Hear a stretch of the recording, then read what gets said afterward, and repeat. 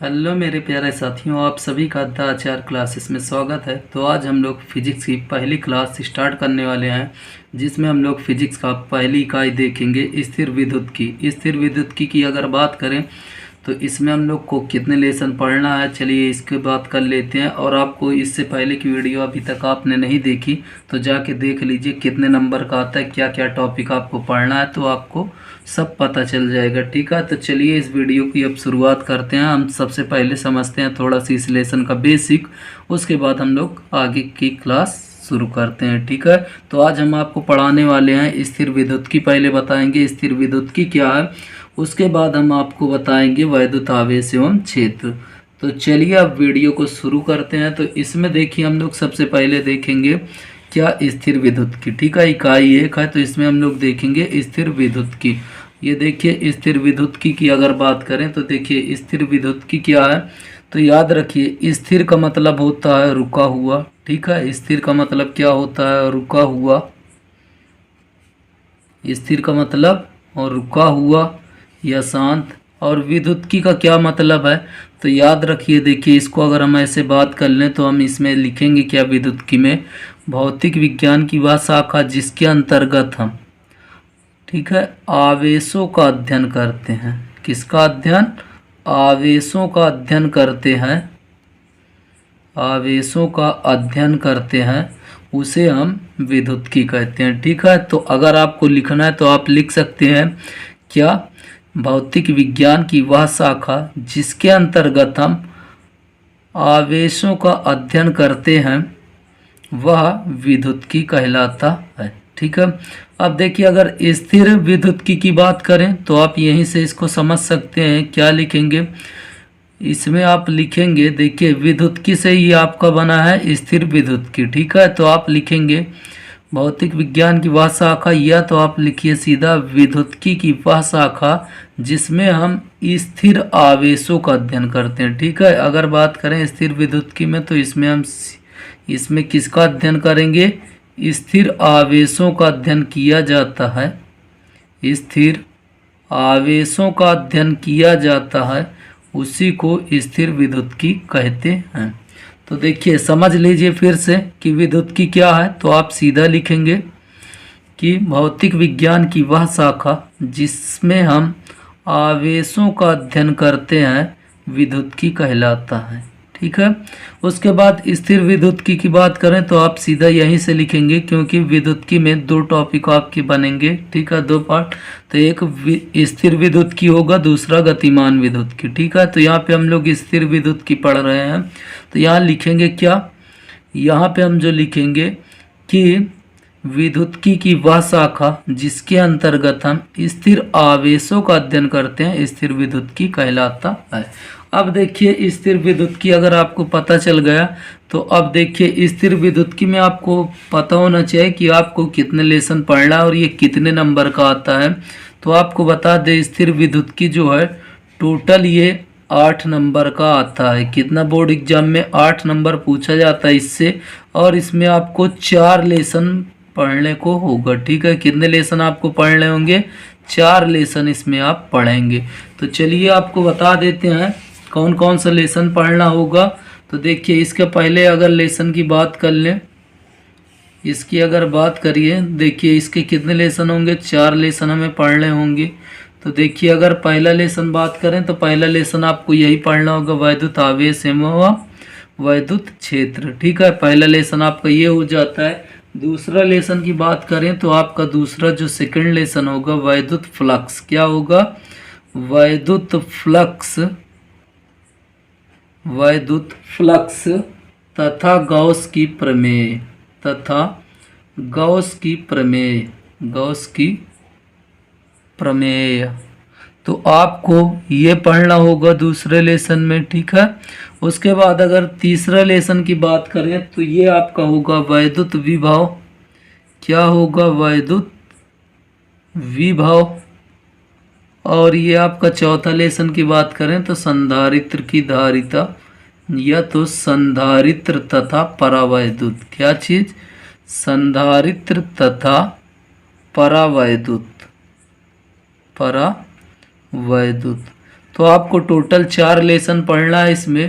तो इसमें अगर हम बात करें तो सबसे पहला लेसन की अब शुरुआत करने वाले हैं, ठीक है। तो आपको अगर लिखना है, देखिए स्थिर विद्युत की क्या है, तो आपको हम दिखा दे रहे हैं, लिखे हुए हैं, उससे आप लिख लीजिएगा स्क्रीनशॉट लेकर, ठीक है। तो आप लिखिए इसको। तो देखिए साथियों, इसको आप लोग लिख लीजिए कि विद्युत की क्या है। तो आप सीधा लिखेंगे भौतिक विज्ञान की वह शाखा जिसमें आवेशों का अध्ययन किया जाता है विद्युत की कहलाती है, ठीक है। तो आप इसकी परिभाषा लिख लीजिए। फिर स्थिर विद्युत की आपको लिखना है, तो आप सीधा लिखेंगे विद्युत की वह शाखा जिसमें स्थिर आवेशों का, ठीक है, स्थिर आवेशों तथा उनके मध्य होने वाली अन्योन्य क्रियाओं का अध्ययन किया जाता है स्थिर विद्युत की कहलाती है, ठीक है। तो आप ये दोनों लिख लीजिए। ये थोड़ा सा लेसन का बेसिक था। अब चलिए विद्युत आवेश तथा क्षेत्र की स्टार्टिंग करते हैं, ठीक है। चलिए विद्युत आवेश को एकदम आपको डीप से समझाते हैं, ठीक है। डीपली समझाते हैं कि विद्युत आवेश आखिर आया कैसे, इसकी उत्पत्ति कैसे हुई। तो बता दें अब से लगभग 2500 वर्ष पहले, ठीक है, बात को समझते चलिए। अब से लगभग 2500 वर्ष पहले, कितना है, 2500 वर्ष पहले, ठीक है, एक थेल्स नामक वैज्ञानिक है, ठीक है। 2500 वर्ष पहले कौन है, थेल्स नामक वैज्ञानिक। थेल्स नामक वैज्ञानिक ने क्या किया, प्रयोग किया। थेल्स नामक वैज्ञानिक ने क्या किया, प्रयोग किया। प्रयोग क्या था उनका, उन्होंने देखा कि जब अंबर, ठीक है, क्या चीज़, जब अंबर नामक पदार्थ को, किसको, अंबर, अंबर नामक पदार्थ को ऊन से रगड़ा, किससे रगड़ा, ऊन से। अब से लगभग 2500 वर्ष पहले कौन है, थेल्स वैज्ञानिक है, ठीक है। थेल्स वैज्ञानिक ने क्या प्रयोग किया कि जब अंबर नामक पदार्थ, ये क्या है, पदार्थ है, जब अंबर नामक पदार्थ को ऊन से रगड़ा, क्या किया, ऊन से रगड़ा। जब ऊन से रगड़ा तब इन्होंने देखा कि ये वस्तुओं में आकर्षित करने का गुण आ गया। क्या करने का, आकर्षित करने का गुण आ गया। और ये क्या करता था, छोटी वस्तुओं को आकर्षित कर लेता, ठीक है। तो थेल्स ने इतना बता दिया। उसके बाद थेल्स ने इस पर प्रयोग, इसके आगे किया ही नहीं। तो देखिए अब से लगभग 2500 वर्ष पहले थेल्स वैज्ञानिक ने प्रयोग में बताया कि जब अंबर नामक पदार्थ को ऊन से रगड़ा जाता है तब इसमें छोटी छोटी वस्तुओं को आकर्षित करने का गुण आ जाता है। उसके बाद, ठीक है, इनके बाद 2000 साल तक, ठीक है, इनके बाद 2000 साल तक इस पर कोई जिक्र ही नहीं की गई। इस बात पर आवेश के बारे में कोई जिक्र ही नहीं की गई। उसके बाद 1600 ईस्वी में, सन 1600 ईस्वी में गिलबर्ट, ठीक है, डॉक्टर कौन से, गिलबर्ट वैज्ञानिक है, कौन है, गिलबर्ट वैज्ञानिक है। तो इन्होंने प्रयोग किया। इन्होंने क्या किया, प्रयोग किया। तो प्रयोग में इन्होंने बताया, क्या बताया प्रयोग में, कि अगर आप, ठीक है, यदि आप जैसे कांच, ठीक है, जैसे कांच, आबनूस की छड़, आबनूस की छड़ या अंबर की छड़, इस प्रकार अगर आप इसको रगड़ते हैं, ठीक है, इसमें गंधक भी काफ़ी चीज़ें बताया कि जब आप इसको क्या करते हैं, आपस में रगड़ते हैं, ठीक है, तब इसमें क्या आ जाता है, जब इसको आप आपस में रगड़ते हैं तब यह छोटी छोटी वस्तुओं को आकर्षित करने लगता है, ठीक है। क्या करने लगेगा, आकर्षित करने लगेगा। और जब यह आकर्षित करने लगता है, ठीक है, तब इसको कहा जाता है कि इसने आवेश को ग्रहण कर लिया। जब आकर्षित करने लगता है तो क्या बोला जाता है इसको, किसने आवेश को ग्रहण कर लिए, यह बोला जाता है पदार्थ वैद्युतमय हो गया। क्या हो गया, वैद्युतमय। वैद्युतमय का मतलब इसने आवेश को ग्रहण कर लिया, ठीक है, इसने आवेश को क्या कर लिया, ग्रहण कर लिया, ठीक है। तो इस गुण को ही क्या कहते हैं, जब बोला जाता है कि इसने क्या कर लिया, आवेश को ग्रहण कर लिया, तो यह वैद्युतमय हो गया। और इस गुण को ही बोलते हैं, इस गुण को क्या बोलते हैं, तो याद रखिए इस गुण को ही विद्युत्की कहते हैं। क्या बोलते हैं, विद्युत्की। क्या चीज़, विद्युत्की कहते हैं। तब बात आपको समझ में आए थोड़ा सा इसका, ठीक है, डीप में। तो अब से लगभग 2500 वर्ष पहले थेल्स नामक वैज्ञानिक प्रयोग में बताया कि जब अंबर नामक पदार्थ को ऊन से रगड़ा जाता है तब इसमें आकर्षित करने का गुण आ जाता है, और यह छोटी छोटी वस्तुओं जैसे कागज के छोटे टुकड़े, धूल के कण, इस प्रकार को यह क्या करने लगेंगे, आकर्षित करने लगेंगे। जब आकर्षित करने लगेंगे, इतना इन्होंने बताया। उसके बाद इनके बाद 2000 वर्ष तक इस पर कोई बात ही नहीं की गई, इस पर कोई चर्चा नहीं की गई, इस पर कोई ध्यान नहीं दिया। तो 1600 ईस्वी में गिलबर्ट वैज्ञानिक ने फिर प्रयोग किया। क्या किया? गिलबर्ट वैज्ञानिक ने प्रयोग किया और बताया कि जब जैसे कांच, आबनोस, अंबर, गंधक, इस प्रकार की किसी भी अगर एक दूसरी वस्तु में आपस में क्या करते हैं, रगड़ते हैं, तो उसमें आकर्षित करने का गुण आ जाता है। और आकर्षित करने का गुण कैसे आया? तो उसने इलेक्ट्रॉन को त्यागा होगा या ग्रहण किया होगा, तब उसे बोला जाता है पदार्थ वैद्युतमय हो गया। और वैद्युतमय हो गया तो इस गुण को बोलते हैं क्या? विद्युत की। ठीक है, तो इसको आपको लिखना कैसे है? तो ये आप लिख सकते हैं, ये आप लिखिए। तो आप इसका स्क्रीनशॉट ले सकते हैं। ठीक है, या तो आप इसका स्क्रीनशॉट ले लीजिए, या तो आप रुककर इसके बारे में आप अच्छे से लिख सकते हैं। विद्युत आवेश का इतिहास, ये आप इतना आराम से इतना लिख लीजिए। ठीक है, अब आप लोग का लेसन यहाँ से स्टार्ट होता है इसके आगे से। ठीक है, तो हमने विद्युत आवेश का इतिहास पढ़ लिया। अब हम लोग पढ़ेंगे विद्युत आवेश की परिभाषा। क्या पढ़ेंगे? विद्युत आवेश की परिभाषा। तो देखिए, वैद्युत आवेश को इंग्लिश में क्या बोलते हैं? Electric charge. और इसी चार्ज से बना है आपका चार्जर। ठीक है, जो मोबाइल आप चार्ज करते हैं, बैटरी चार्ज करते हैं, तो यही से बना आपका चार्जर। तो देखिए, अब लेसन आपका यहाँ से स्टार्ट होता है। लेसन की शुरुआत आपकी यहाँ से होती है। ठीक है, तो चलिए वैद्युत आवेश समझते हैं। तो वैद्युत आवेश को आप सीधा कैसे याद रखेंगे? आवेश पदार्थ का वह गुण है जिसके कारण वैद्युत अथवा चुंबकीय, क्या चीज? वैद्युत अथवा चुंबकीय, वैद्युत अथवा चुंबकीय प्रभाव उत्पन्न या अनुभव। ठीक है, उत्पन्न या अनुभव किए जाते हैं। ठीक है, तो वैद्युत आवेश की परिभाषा याद हो जाएगी आपको। वैद्युत आवेश की परिभाषा क्या है? तो आप सीधा बताएंगे, वैद्युत आवेश द्रव्य का वह गुण है जिसमें, ठीक है, जिसके कारण वैद्युत अथवा चुंबकीय प्रभाव उत्पन्न या अनुभव किए जाते हैं। तो इसकी परिभाषा आप लोग लिखिए। क्या लिखेंगे? वैद्युत आवेश द्रव्य का वह गुण है जिसके कारण वैद्युत अथवा चुंबकीय प्रभाव उत्पन्न या अनुभव किए जाते हैं। ठीक है, अगर इसकी मात्रक की बात करें तो इसका मात्रक ऐसे, मेन मात्रक इसका क्या है? सबसे इसका मात्रक क्या होता है? कूलाम होता है। ठीक है, सीजीएस पद्धति में मात्रक होता है स्टैंड कूलाम। ठीक है, तो आप, और यहाँ पे देखिए इसका मात्रक क्या होता है? कूलाम, और सीजीएस मात्रक स्टेट कूलाम।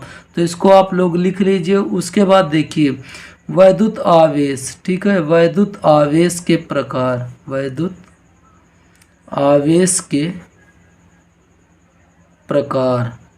तो देखिए वैद्युत आवेश के प्रकार में क्या बताएंगे? वैद्युत आवेश दो प्रकार के होते हैं। कितने प्रकार के होते हैं? दो प्रकार के। वैद्युत आवेश कितने प्रकार के होते हैं? दो प्रकार के। तो अगर हम पहला बात करें तो पहला होता है धन आवेश। क्या चीज़? पहला धन आवेश, और दूसरा जो होगा ऋण आवेश। पहला धन आवेश, दूसरा ऋण आवेश। अगर बात करें ये दोनों का अगर नामकरण किसने किया, तो ये धन आवेश और ऋण आवेश का नाम जो किया बेंजामिन फ्रैंकलिन ने किया। किसने किया? Benjamin Franklin. ठीक है, तो इसका नामकरण किसने किया था? Benjamin Franklin. अब देखिए किसी वस्तु पर धन आवेश कब आता है? ठीक है, जब, याद रखिए, कि अगर किसी धातु में इलेक्ट्रॉन की कमी होती है। क्या चीज़? इलेक्ट्रॉन की कमी होती है, या तो वो धातु इलेक्ट्रॉन का त्याग करता है। क्या करता है? इलेक्ट्रॉन को त्यागता है। तब उस पर कैसे आवेश आता है? धन आवेश। कैसे आता है? धन आवेश आता है। और ऋण आवेश कैसे आता है? तो याद रखिए, जब कोई तत्व, ठीक है, इलेक्ट्रॉन की क्या होगी, वहाँ पे अधिकता होगी, इलेक्ट्रॉन की क्या होगी, अधिकता होगी। या हम कह सकते हैं कि इलेक्ट्रॉन को उसने क्या किया है, ग्रहण। ठीक है, इलेक्ट्रॉन की कमी होगी या त्यागेगा तो उस पर धन आवेश आएगा, इसको प्लस वी हम लिख देते हैं, पॉजिटिव। और जब इलेक्ट्रॉन की अधिकता होगी या इलेक्ट्रॉन को ग्रहण करेगा तो उस पर माइनस। ठीक है, तो ये था आवेश के प्रकार। चलिए अब इसकी परिभाषा आप लोग लिखिए। तो देखिए इसकी परिभाषा क्या लिखेंगे, विद्युत आवेश क्या है, तो आप सीधा लिखेंगे किसी पदार्थ का वह गुण जिसके कारण उसमें विद्युत तथा चुंबकीय प्रभाव उत्पन्न होते हैं विद्युत आवेश कहलाते हैं। ठीक है, तो आप सीधा लिखेंगे किसी पदार्थ का वह गुण जिसके कारण उसमें विद्युत तथा चुंबकीय प्रभाव उत्पन्न होते हैं विद्युत आवेश कहलाते हैं। अब इसको क्यों से प्रदर्शित करते हैं, किससे, क्यों से। आवेश का एसआई मात्रक क्या होता है, कूलाम होता है। एमकेएस में इसका मात्रक एम्पियर सेकंड होता है। एमकेएस पद्धति में क्या होता है, एम्पियर सेकंड। और सीजीएस में होता है इलेक्ट्रोस्टैटिक इकाई, जिसे हम बोलते हैं ईएसयू। इसे इलेक्ट्रो, एस से स्टैटिक और यू से होता है आपका यूनिट। ठीक है, या स्टेट कूलाम कहते हैं, क्या बोलते हैं, स्टेट कूलाम बोलते हैं। अब देखिए एक कूलाम बराबर कितना होता है, तो याद रखिए 3 × 10⁹ ESU, इलेक्ट्रोस्टैटिक यूनिट। ठीक है, आवेश का सबसे बड़ा मात्रक की बात करें तो इसका आवेश का सबसे बड़ा मात्रक क्या होता है, फैराडे होता है। क्या होता है, फैराडे होता है। अब एक फैराडे बराबर हम बात करें तो 96,500 कूलाम होता है। ठीक है, अब देखिए वीमा की बात कर लें तो इसकी होती है 80। ठीक है, TA या 80 हम लिख सकते हैं। अब देखिए आवेशों के प्रकार, क्या चीज़ है आवेशों के प्रकार, तो हमने बताया आवेश 2 प्रकार के होते हैं जिन्हें अमेरिकन वैज्ञानिक बेंजामिन फ्रैंकलिन ने धनात्मक तथा ऋणात्मक नाम दिए। ठीक है, अब देखिए धन आवेश होगा तो उसमें क्या बात होगी। अब देखिए धन आवेश है तो किसी पदार्थ पर इलेक्ट्रॉनों की कमी के कारण उत्पन्न आवेश को धन आवेश कहते हैं। क्या बोलते हैं, धन आवेश कहते हैं।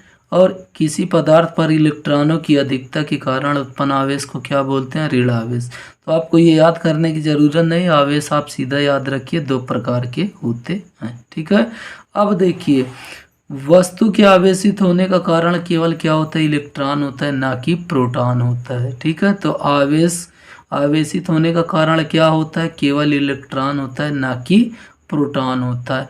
अब देखिए विद्युत आवेश के मूलभूत गुण, क्या विद्युत आवेश के मूलभूत गुण क्या होते हैं, तो देखिए विद्युत आवेश के मूलभूत गुण में क्या होता है, तो याद रखिए अभी आपको बताए आवेश कितने प्रकार के होते हैं, तो आवेश 2 प्रकार के होते हैं। आवेश कितने प्रकार के, 2 प्रकार के, एक धन आवेश होता है और दूसरा ऋण आवेश होता है। ठीक है, तो यहाँ पे अगर हम बात करें कि अगर 2 धन आवेश हैं, क्या है, दोनों अगर धन आवेश हैं तो इनके बीच जो होगा प्रतिकर्षण बल लगेगा। ठीक है, समान प्रकार के आवेशों के बीच कौन सा बल लगता है, प्रतिकर्षण बल लगता है। और समान प्रकार के आवेश को सजातीय आवेश कहते हैं। क्या बोलते हैं, सजातीय आवेश कहते हैं। ठीक है, तो देखिए अगर समान प्रकार के आवेश हैं तो उनके बीच प्रतिकर्षण बल लगेगा, कौन सा बल लगेगा, प्रतिकर्षण बल लगेगा। और 2 विपरीत प्रकार के आवेश हैं, कैसे हैं, विपरीत प्रकार के आवेश हैं तो इसके बीच जो लगेगा आकर्षण बल लगेगा, कौन सा, आकर्षण बल कार्य करेगा।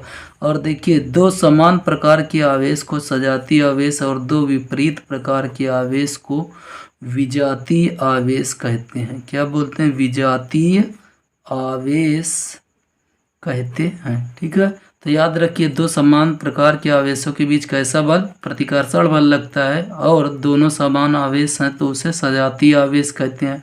और यदि 2 विपरीत प्रकार के आवेश हैं तो उनके बीच आकर्षण बल लगता है, जिन्हें हम विजातीय आवेश कहते हैं। तो ये इसका पहला मूलभूत गुणधर्म है। अब देखिए दूसरा इसका मूलभूत गुणधर्म क्या है, देखिए जो दूसरा इसका गुणधर्म है क्या है, आवेश संरक्षण का नियम। क्या है, आवेश संरक्षण का नियम, आवेश संरक्षण का नियम। तो याद रखिए संरक्षण का किसी का भी नियम हो, आज से आप एक बात हमेशा याद रखिए, संरक्षण अगर किसी का भी हो तो आप सीधा बताइए कि इसको ना तो उत्पन्न किया जा सकता है और ना ही नष्ट किया जा सकता है। तो सीधा आवेश संरक्षण का नियम आपको लिखना है, तो आप इसमें लिखिएगा, क्या लिखेंगे, आवेश संरक्षण के नियमानुसार आवेश को न तो उत्पन्न किया जा सकता और ना ही नष्ट किया जा सकता है। तो आवेश संरक्षण के नियम में आप सीधा लिखेंगे, आवेश संरक्षण के नियम के अनुसार आवेश को न तो उत्पन्न किया जा सकता है, न तो उत्पन्न किया जा सकता है और ना ही नष्ट किया जा सकता है, और ना ही नष्ट किया जा सकता है। ठीक है, तो आप इसमें ये लिख देंगे सीधा कि आवेश संरक्षण के नियम के अनुसार आवेश को ना तो उत्पन्न किया जा सकता है और ना ही नष्ट किया जा सकता है। बस इसे एक वस्तु से दूसरी वस्तु पर, ठीक है, इसे एक वस्तु से दूसरी वस्तु पर स्थानांतरित किया जा सकता है। क्या किया जा सकता है, स्थानांतरित किया जा सकता है, मतलब स्थान इसका बदला जा सकता है, भेजा जा सकता है। ठीक है, तो ये दूसरा हो गया। अब देखिए इसका तीसरा जो नियम है, ठीक है, तीसरा मूलभूत गुणधर्म क्या है, इसको आप समझिए।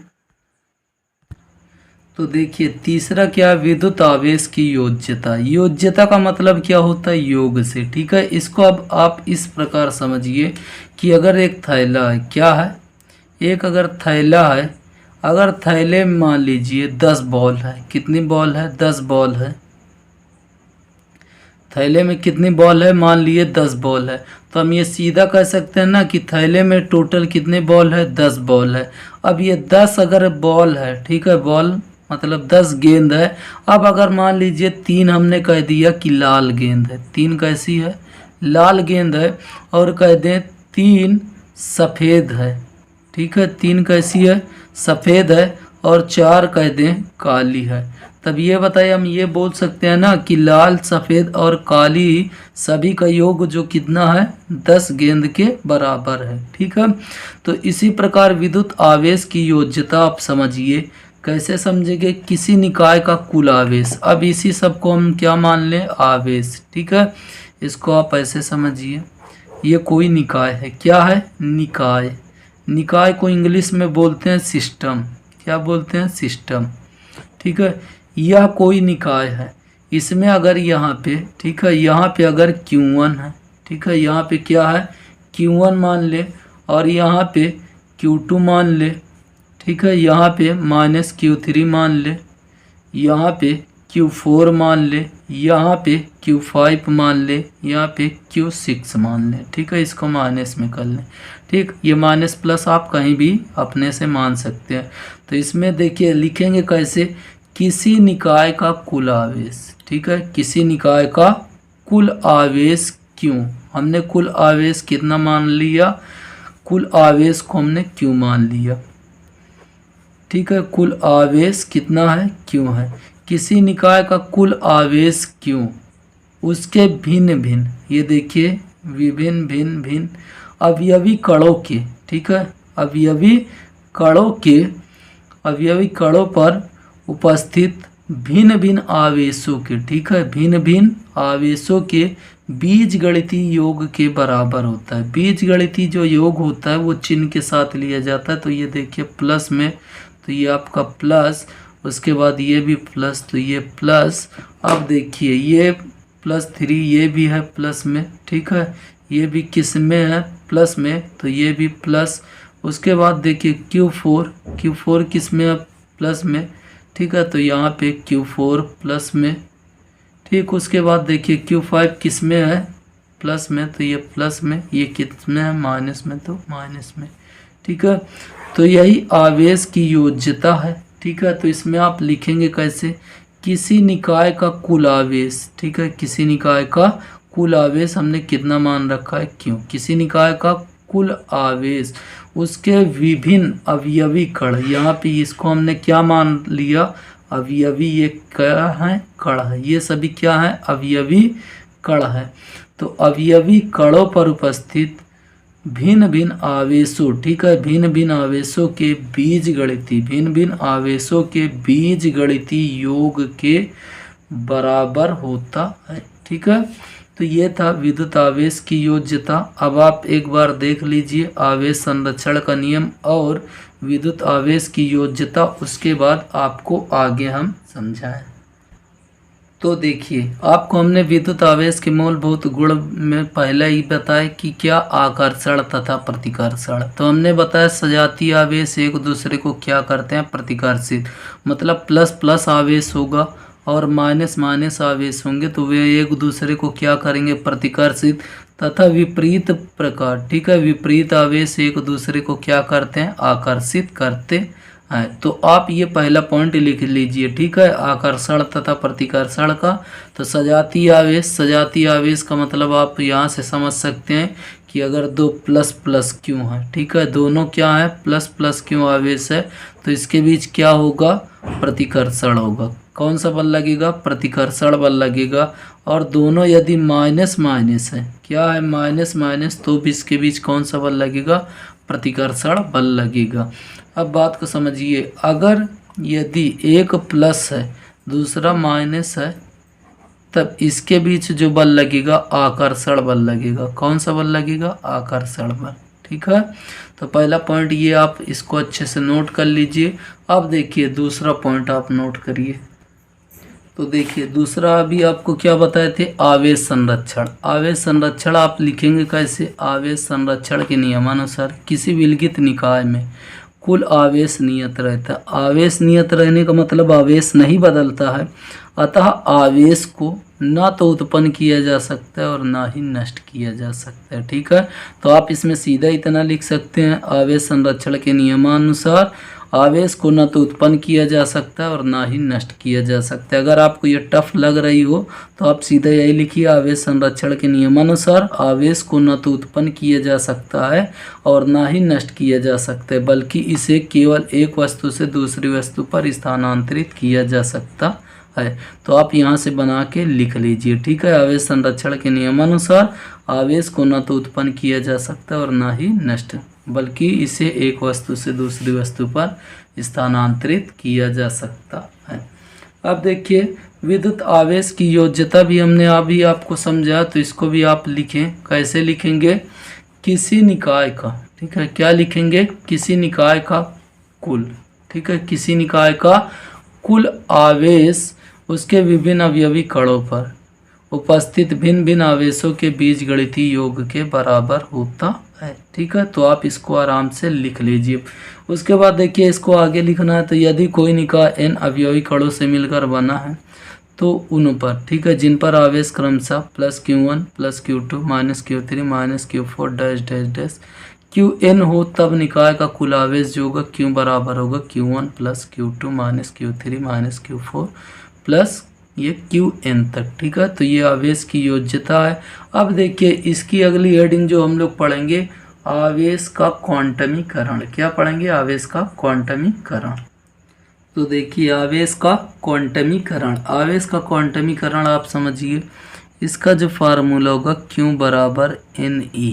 अब देखिए यहाँ से आप समझिएगा Q क्या है, आवेश है। Q क्या है, आवेश है। n इलेक्ट्रॉनों की संख्या, n क्या है, इलेक्ट्रॉनों की संख्या है।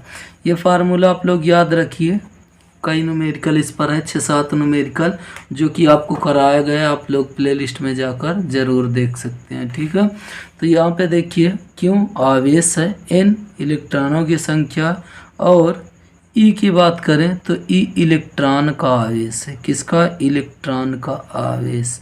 इलेक्ट्रॉन का आवेश कितना होता है, 1.6 × 10⁻⁹ कूलम। ठीक है, तो ये इसका मान भी होता है।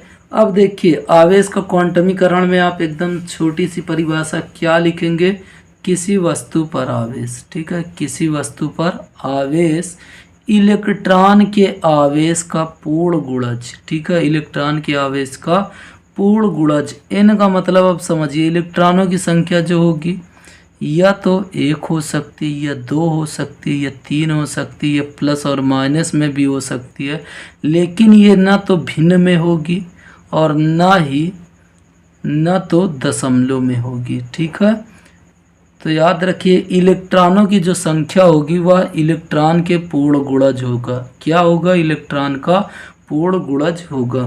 तो हम सीधा यहाँ पे एक बार फिर से समझिए क्या लिखेंगे, किसी वस्तु पर आवेश। ठीक है, किसी वस्तु पर अगर यहाँ पे कोई वस्तु है उस पर जो आवेश होगा क्या होगा, किसी वस्तु पर उपस्थित आवेश। ठीक है, इलेक्ट्रॉनों, ये क्या है, इलेक्ट्रॉनों की संख्या, इलेक्ट्रॉनों की संख्या के आवेश का पूर्ण गुणज होता है। ये इनका मतलब पूर्ण गुणज होगा। ठीक है, तो इसकी आप लोग परिभाषा लिखिए, क्या लिखेंगे? तो देखिए आवेश का क्वांटमीकरण आप कैसे लिखेंगे, किसी वस्तु पर आवेश इलेक्ट्रॉन के आवेश का पूर्ण गुणज होता है।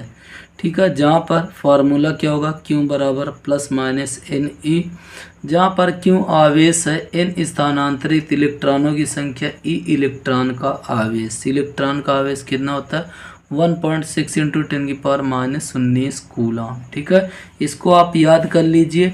अब देखिए हमने आवेश का पढ़ा, ठीक है, आवेश को पढ़ा, आवेश के प्रकार पढ़े। ठीक है, हमने क्या क्या पढ़े, बात करें तो हमने आवेश पढ़ चुका है। क्या पढ़ा? आवेश, और इसके प्रकार की बात कर लिए हैं। ठीक है, दो प्रकार के होते हैं, धन आवेश और ऋण आवेश। इसके हमने क्या पढ़ लिया, मूलभूत गुण। ठीक है, मूलभूत क्या पढ़ चुके हैं, गुण भी पढ़ चुके हैं। मूलभूत क्या पढ़ चुके, गुण।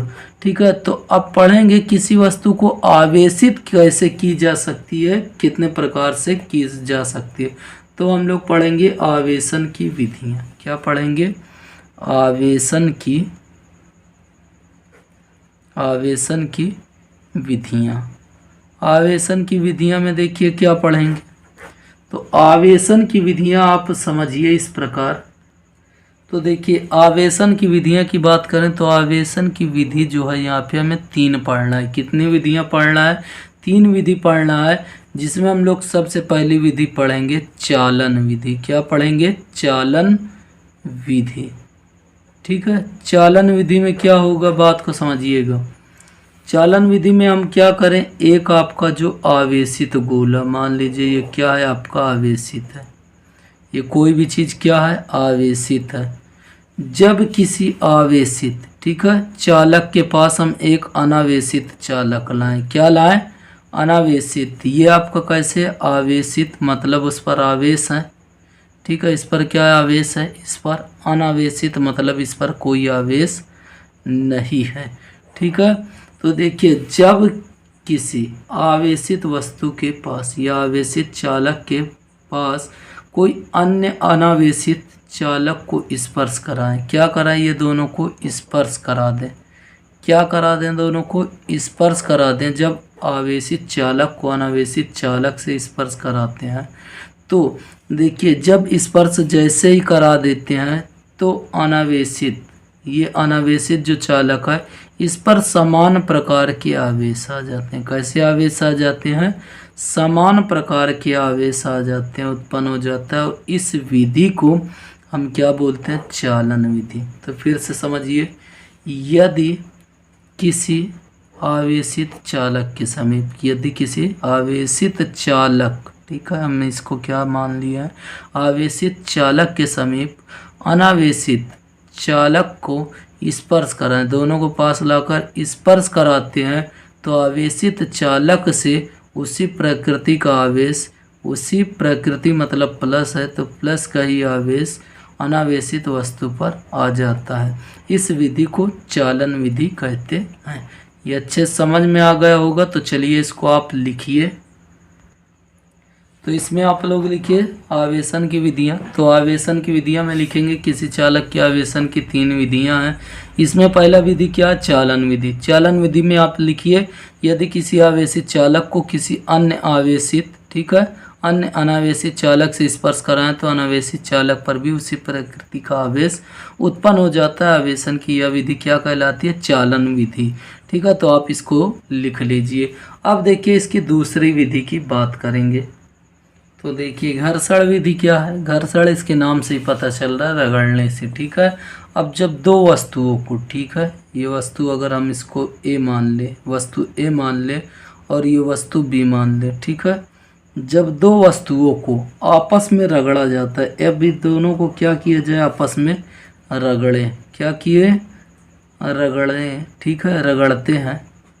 जब दो वस्तुओं को आपस में रगड़ा जाता है तो उनकी, ठीक है, तो इनमें से किसी एक में से हो सकता है या तो इलेक्ट्रॉन निकल कर इसमें आ जाए या तो हो सकता है इलेक्ट्रॉन निकल कर इसमें आ जाए, ठीक है। तो जब दो वस्तुओं को आपस में रगड़ा जाता है तो उनके बीच, ठीक है, ये दोनों के बीच इलेक्ट्रॉन स्थानांतरण होता है, ठीक है। इलेक्ट्रॉन का क्या होगा, स्थानांतरण होगा, ठीक है। इलेक्ट्रॉन का स्थानांतरण द्वारा वस्तुओं पर क्या आ जाएगा, आवेश। जब यहाँ से इलेक्ट्रॉन निकलेगा तो यहाँ पर आवेश आ जाएगा, ठीक है। इस विधि को क्या बोलते हैं, घर्षण विधि। फिर से समझिएगा, जब दो वस्तुओं को आपस में रगड़ा जाता है, जब दो वस्तुओं को आपस में रगड़ा जाता है, जैसे ये पेन ही है, पेन को ये क्या किया जाए, इसी में कागज में क्या किया जाए, आपस में रगड़ा जाए, तो हो सकता है या तो कागज से इलेक्ट्रॉन निकल कर पेन पर आ जाए या तो पेन से इलेक्ट्रॉन निकलकर कागज में चले जाएं। तो इस विधि को क्या बोलेंगे, घर्षण विधि, ठीक है। इसको भी आप लोग लिखिए। तो घर्षण विधि में आप लिखिए, क्या लिखेंगे, घर्षण विधि में जब दो वस्तुओं को परस्पर रगड़ा जाता है तो उनके बीच इलेक्ट्रॉनों के स्थानांतरण द्वारा वस्तुओं पर आवेश उत्पन्न हो जाता है, और इस विधि को क्या कहते हैं, घर्षण विधि। आपको हमने समझा दी है, ठीक है। अब इसकी लास्ट विधि जो बची है, प्रेरण विधि। कौन सी, प्रेरण विधि। तो प्रेरण विधि में क्या होता है, तो याद रखिए, देखिए कोई आवेशित अगर वस्तु है, क्या है, कोई आवेशित ये वस्तु है, किसी आवेशित वस्तु को, ठीक है, किसी आवेशित वस्तु को किसी अनावेशित, क्या चीज़, किसी अनावेशित, ये कैसे है, आवेशित है, और ये कैसे है, अनावेशित, मतलब इस पर कोई आवेश नहीं है। तो कोई आवेशित वस्तु को अनावेशित वस्तु के, ठीक है, पास अगर रख दें, क्या कर दें, पास रख दें, ठीक है। जब इसके अगर हम पास रख दें तो इसके, ठीक है, इसके पृष्ठ पर, ठीक है, इसके पृष्ठ पर विपरीत प्रकृति का आवेश उत्पन्न हो जाए। कैसे, विपरीत प्रकृति का आवेश उत्पन्न हो जाए तो इसे हम क्या बोलेंगे, प्रेरण विधि। क्या चीज़, प्रेरण विधि। तो इसको आप लोग समझिए, नहीं तो लिख लीजिए। क्या लिखेंगे, किसी आवेशित वस्तु को, किसी आवेशित वस्तु को किसी अनावेशित वस्तु के निकट, किसी अनावेशित वस्तु के निकट, ठीक है, रखने पर इसको हम क्या कर दें, रख दें, तो इसके विपरीत पृष्ठ पर, मतलब इसके दूसरे पृष्ठ पर, ठीक है, विपरीत प्रकृति का आवेश आ जाता है, और इस विधि को हम क्या कहते हैं, प्रेरण विधि। तो भैया ये था आज का। उसके बाद अगली वीडियो जो आपकी आएगी वो कूलाम के नियम से होगी, जो कि आप लोग का कूलाम का नियम वेरी मोस्ट इम्पोर्टेंट है, ठीक है। तो आप लोग आगे वीडियो ज़रूर देखिएगा, और आपको सभी इसी प्रकार एक एक चीज़ समझाकर उसकी पूरी नोट्स प्रोवाइड की जाएगी। तो आप अगर डायरेक्ट लिखना चाहते हैं तो आप डायरेक्ट लिख लीजिए, नहीं तो आप स्क्रीनशॉट लेकर आराम से लिख लीजिए और पढ़ लीजिए। तब तक के लिए दोस्तों बाय बाय, टेक केयर, जय हिंद। आप लोग अपना ख्याल रखिए, पढ़ते रहिए, बाय।